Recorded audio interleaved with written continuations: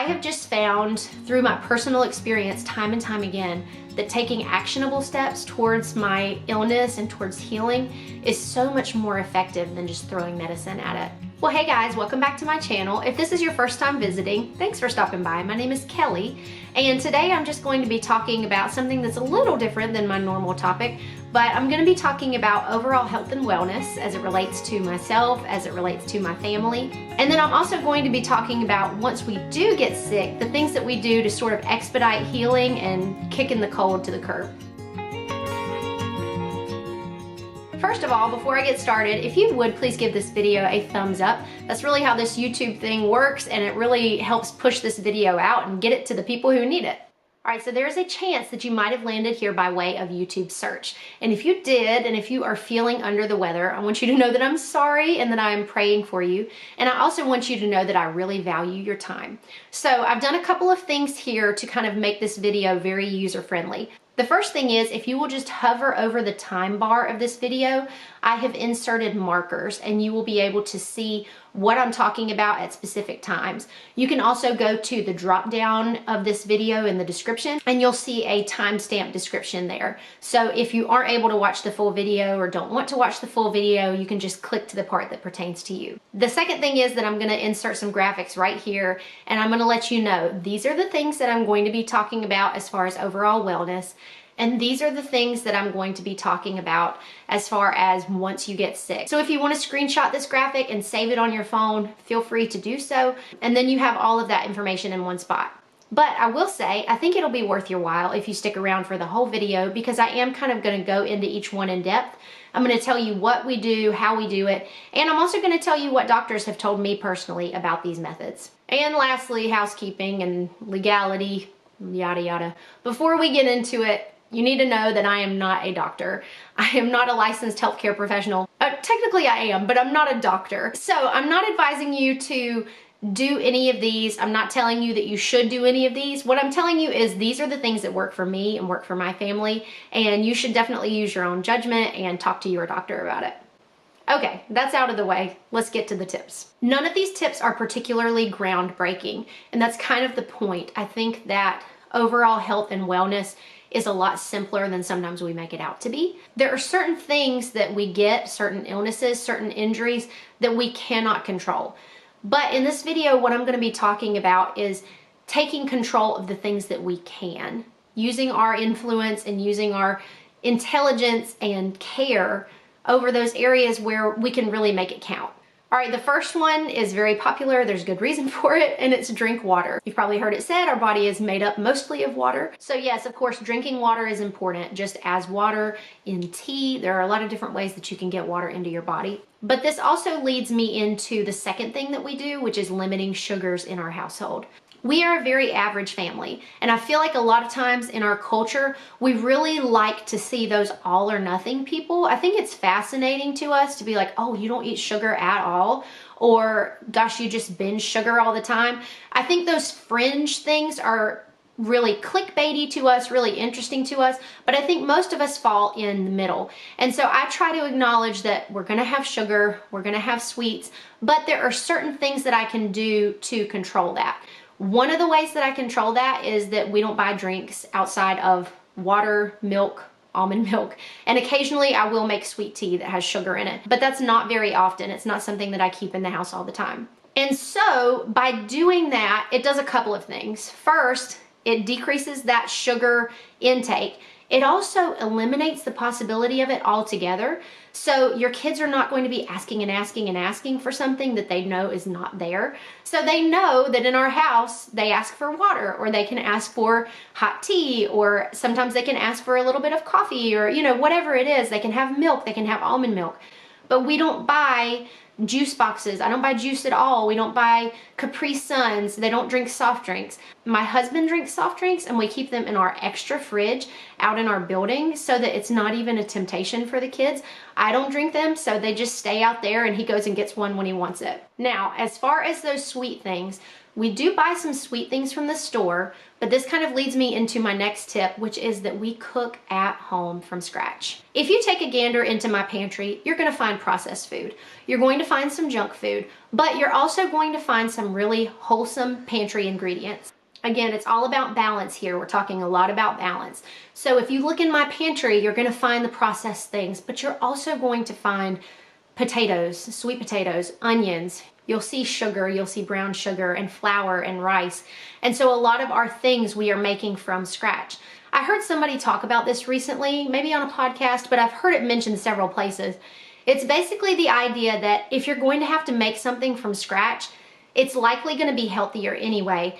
But also you're not going to have those unhealthy things as often because it requires a lot of work. If you think about making a pan of brownies versus just pulling a brownie out of a Little Debbie box, you know, there's a lot of difference in the amount of effort that's involved there. But there's also a lot of difference in the amount of ingredients involved there and the amount of things that you're putting into your body. Again, I am not a healthcare expert. I'm also not telling you don't eat brownies and don't eat junk food. But I am saying that we save a lot of money, and I also think that we help our family's overall health by cooking at home and primarily cooking from scratch. Piggybacking off of that, I try to cook with healthy ingredients that I know are immunity boosting ingredients. So here I'm just going to show you a couple of pages that I've found easily on the internet of ingredients that are good for your body. So we cook with garlic a lot. I cook with olive oil all of the time. We use turmeric. I say turmeric, I think it's pronounced turmeric. We cook with turmeric from time to time. We try to cook with herbs. Again, the whole ingredients, the vegetables in their purest form that we can get them, that kind of thing. It's saying what ingredients can I use to make this recipe the best for my family. So we're not really buying canned chicken soup, which chicken soup is a wonderful, wonderful immunity boosting thing. I'm cooking that mirepoix of the carrot, the celery, the onion, and then I'm adding some garlic in and letting it get fragrant, those aromatic things that are really good for our immune system. The next thing that we do is sort of eliminate fragrances in our home. I used to be someone who wore perfume all the time. I used to be someone who had heavily scented laundry detergent. I had very heavily scented 3-wick candles from Bath & Body Works that I burned all the time, sometimes multiples at a time. I really like the ambiance of a candle. So now sometimes I'll burn one, but it's more of a soy candle. It really doesn't have much fragrance, if any. We use essential oils. I've switched to a laundry detergent that doesn't have fragrance in it, and I don't wear perfume anymore. I tried the natural deodorant thing. I really, really gave it a good go, and just, it didn't work. We're just not doing it. But yeah, if you look at the research, fragrance actually isn't very good for our bodies, and it honestly wasn't even that hard for me to let go. Like, I miss sometimes like the smelling good of having perfume, but I don't think I smell like particularly bad. If I do, then I just have a lot of really poor friends that have not told me that I smell bad. It really wasn't a hard transition because I could just feel, I don't know how to explain it, I could just feel that my system was happier not having all of these fragrances. So yeah, we really don't use fragrances in our home. There are some self-care products that we still have that have fragrance in them, but we've really reduced that. And then the last tip that I have, I think it's really important for our family and for a healthy immune system that we're actually out in the world. So we are really active in our church. We do a university model homeschool, and we just get out and do like normal things. I think if you are isolated all the time, if you're never going out, when you do go out, I think that it's really going to be detrimental and a big hit to your immune system. So that's one simple thing that we do, is we just live our life and we just get out and we spend time with people, which is how God intended our lives to be anyway, is to be lived in community. Okay, so those are all the things that are more on the preventative side. So I'm going to go through my tips here. I have just found through my personal experience time and time again that taking actionable steps towards my illness and towards healing is so much more effective than just throwing medicine at it. The biggest thing that you'll notice here, and I didn't even notice it until I was writing all of these down, and I was like, oh, wait a minute, there's a common thread. You remember how our first tip was drink water? Almost all of these things that I'm going to tell you about are various forms and applications of water. So not only is this super good for your body, but it's also very inexpensive. All right, let's get the only one that's not water related out of the way. That is using a heating pad. So I don't know about you, but whenever I get a cold or a virus, anything that's sort of like respiratory, my neck gets stiff and sore. So the thing that I do is I put this on the back of my neck on a low heat setting. And sometimes I will just do that to relax, but sometimes I will also sleep that way. It provides me a lot of relief, but also it increases my quality of sleep because I'm able to actually just get in that deep relaxed state. So that's the first one, is a heating pad. The next one, of course, very simply is just to drink it. Whenever I am sick or whenever my kids are sick, I am pushing the liquids all the time. I'm making sure that our water cups are full. I have this thrifted one that I've mentioned before. I really like it because it has its own straw. And I find that I drink things a lot more readily, cold things, if they have a straw. So I keep this full, I keep it by my bed, and I try to make sure that I am just drinking water. Now listen, I have a background in healthcare. I do not shy away from using actual terms for things. Nothing really turns my stomach. You know, if you have worked in healthcare, that you can sit at your lunch break and talk about anything and just eat your sandwich like not a problem. But I acknowledge and recognize that not everybody feels that way.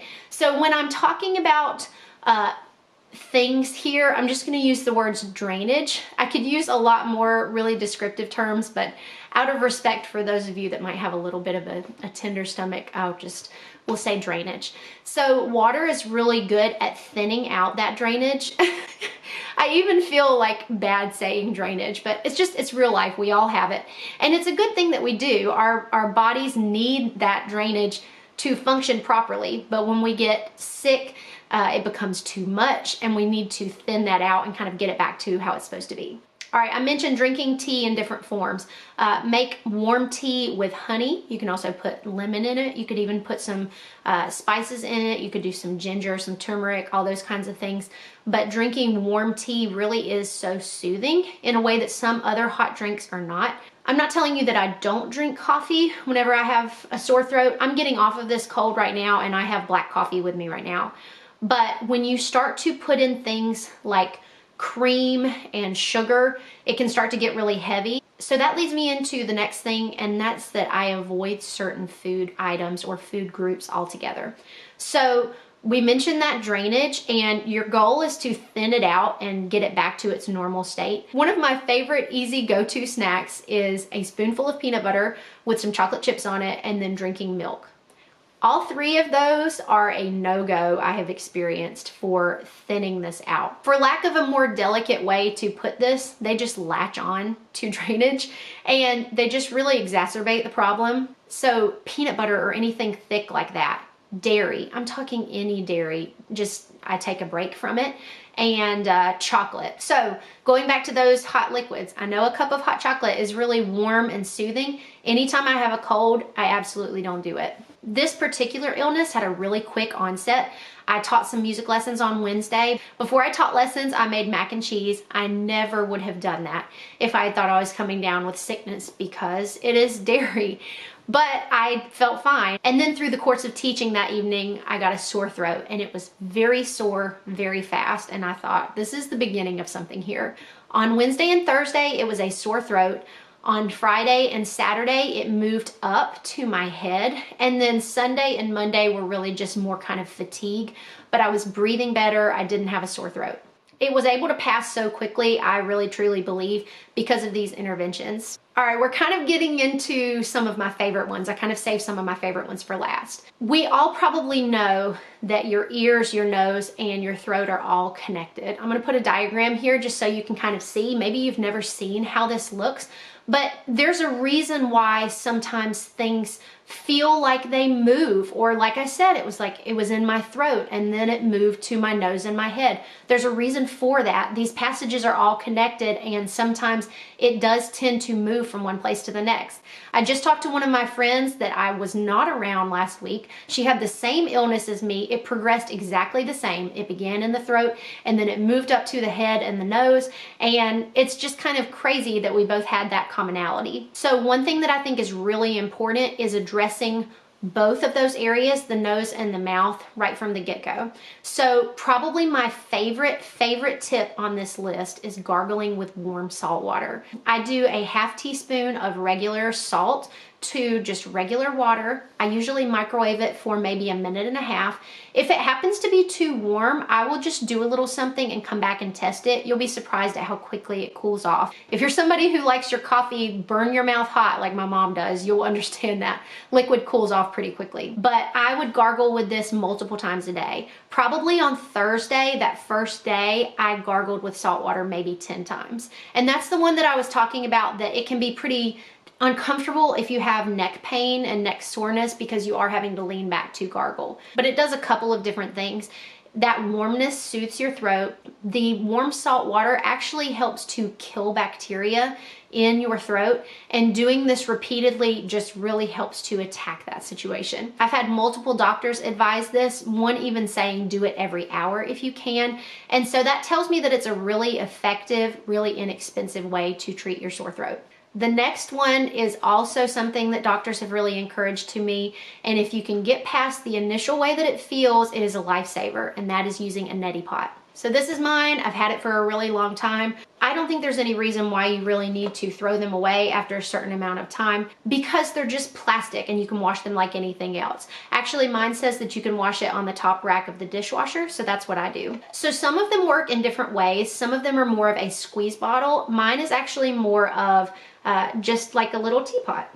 If you are at all a fan of The Office, you are probably picturing Dwight saying that he's going to use Jim's teapot that he intended for Pam to be a nasal rinse like this. So we talked about all of that being connected. So basically what you do with this, you have to use distilled water. That's very important.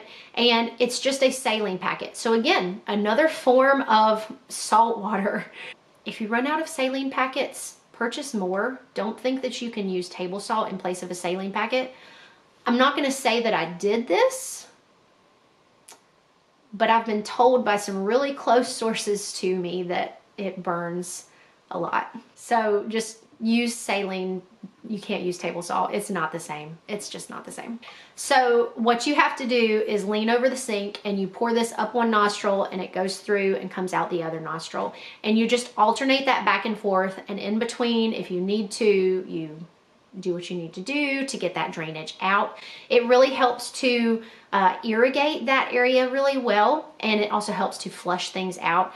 If you have sinus congestion at all, it's possible that when you start this, you actually can't get the water through to the other side. And so you'll just kind of lean over and go back and forth until you can get it out. You have to hold your mouth open and breathe through your mouth while you do this so that you don't suck water like into your windpipe. So when I do this, I kind of sound like Darth Vader because I have to lean over and breathe with my mouth open. But you know, I'm kind of one of those people that when I'm feeling sick, when I'm feeling bad, I will do whatever it takes to feel better. Even if it's silly, even if it's something that people think is gross, I will do it if I need to feel better. And that's pretty much it. You just run through the whole thing, and then, you know, you can do this a couple times a day if you need to. I really only do it about once. My dad even does this once a day, even throughout the year when he's not sick. For some people that are prone to sinus infections, that can be a really good way to kind of take a preventative measure. All right, the last couple things are going right along with that irrigating of the nasal passages and of your throat. And what I just mean, I know people hate this word, but you need to moisten those areas. Your nose is not meant to be dry. Your throat's not meant to be dry. If you have had a dry throat or a dry nose, you know what it feels like, and it's not a good feeling. So a warm, steamy shower, using a diffuser in your bedroom, using a warm, wet compress over those areas, and using some saline nasal spray, which again, what are all of those? They're all forms of water. When I went to the doctor this past week, he really advised me just to do the things that I was already doing anyway. He advised me to gargle with salt water. I said, doing that. He advised me to irrigate my nose. I said, I'm doing that. He said that I could buy cough drops if I needed them. He said I could take, you know, pain medicine if I really needed that to kind of help with the inflammation. He said to take honey. He said to drink warm liquids. And so it was all these things that I was already doing anyway. I just think it's really neat that in a way, like, God has already provided the things that we need. Of course, I'm so thankful for modern medicine. I will use modern medicine when I need to. I've benefited greatly from it more than once, and I'm sure I will again in the future. But I really prefer to do these things first. All right, guys, so I think that is about it. I told you there was a lot of information here. I knew I was going to be pretty chatty for this video, but I think it's just because I want to just kind of let you know as we head into this holiday season and as we're prone to catching little colds and little viruses, that there are a lot of things that we can do, a lot of ways we can take healing into our own hands that are inexpensive. Again, decide for yourself what you think is best, but all of these tips have really been helpful in my life. I am sure that I have forgotten something. So this is where you come in. I would really love to kind of add to my list of tips, especially the list of preventative tips, but also the list of, you know, remedies and homeopathic things that we do once we get sick. I know that there are all kinds of things out there. I know people put slices of onions in their socks, and some people use special like garlic infused honey, and there's just all these different things I've seen online that I've not tried. If you have anything that is like my tips, that is tried and true, that you do this every time you get sick, I would love for you to share that in the comments. All right, you guys, thank you so much for stopping by my channel. It is a blessing to have you here, and I hope that this video has helped you in some way. I pray that you have a wonderful holiday season, or if you're not watching this in the holiday season, I pray that you have a wonderful week. Thank you guys so much, and I'll be talking to you next time.